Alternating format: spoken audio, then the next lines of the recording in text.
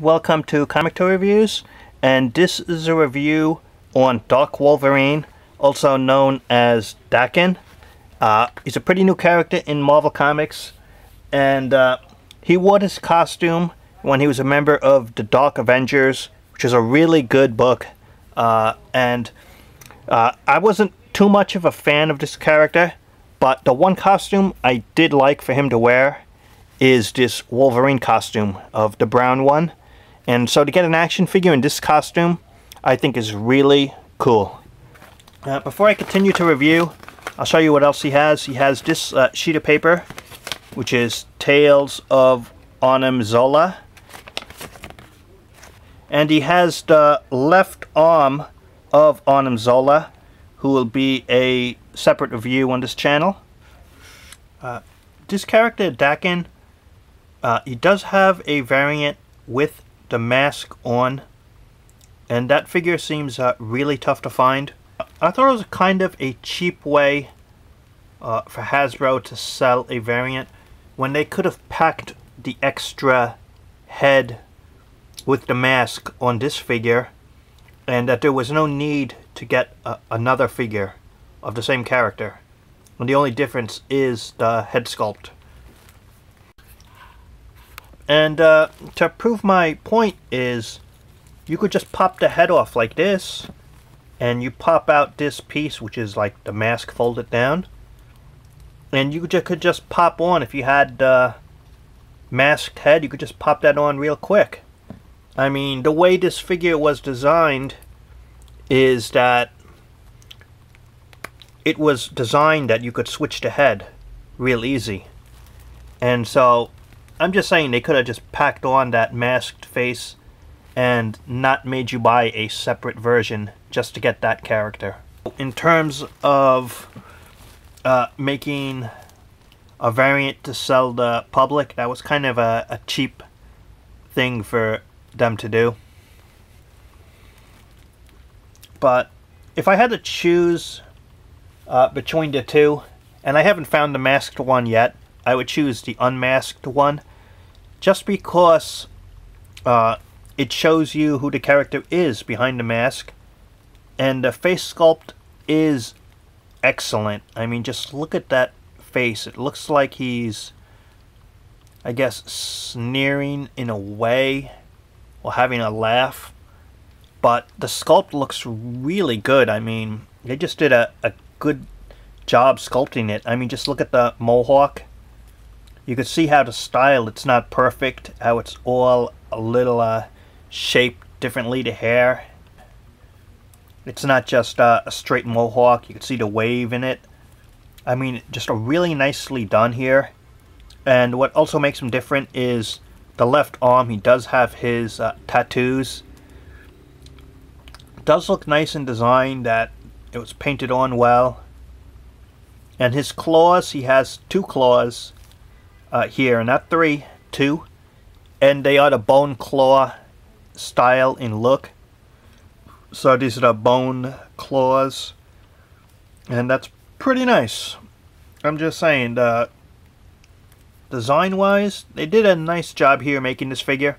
Even though it is reused parts for the most part, the base body here is reused, and the boots are new, so they put that part as new here. And the forearms here, the hand, that's new, and the head is new. And he is a taller character than Wolverine, so it's good this figure uses this body mold where he is kind of tall. And the costume, remember the Dark Avengers, it works well here.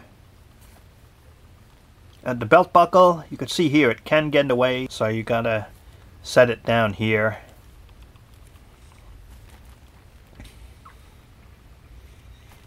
And he does have two closed fists for hands, but he's not going to hold the weapon anyway because he has his claws out, so it's appropriate. Having this piece here showing the mask that it's pulled back, so the way it rests like that, that's pretty nicely done.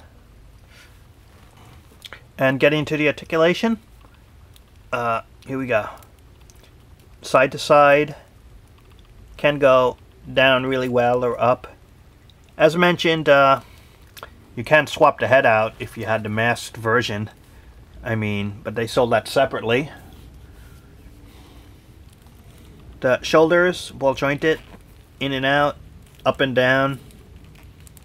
He does have the upper bicep cut. And this articulation point here on the upper body, which is an old Toy Biz type of articulation point. This is pretty good because it adds posing for the arms here. You could pose it all the way out the arm or in. He has double articulated elbows. Nicely done. Articulation point here, right above the glove area. So he does have that articulation point. And the wrist can go in and out, and you can 360 it. Same here, in and out, 360 on the wrist. The hands are both closed, as I mentioned, but it does look nice. The claws, they made the claws pretty good, and since there's no claw in the middle, it does stand out quite a bit. Upper body has a nice ab crunch there, and side to side. The hips, ball jointed, side to side, can go up and down the hips, and it does have the upper thigh cut. Has the double knees, working well. He does have articulation point right above the boot area. Might be a surprise if they had it there, but they do, right there, above the boot. He does have the up and down articulation point. And, check this out, not only does he have the side-to-side articulation point, he has toe articulation. Right there, the toe articulation.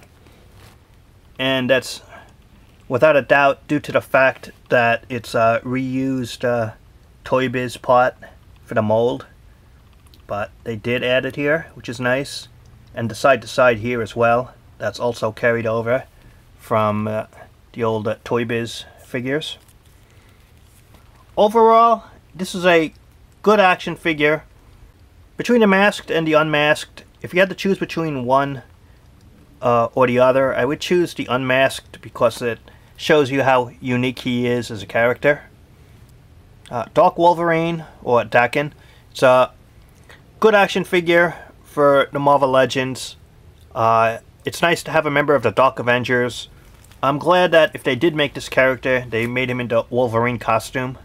This character's not a must-get. He's not a main icon of the Marvel books. He's a new character. This is more for fans of Marvel Legends who collect it, or X-Men books to get this type of action figure. Good figure overall. That's my review, and thanks for watching.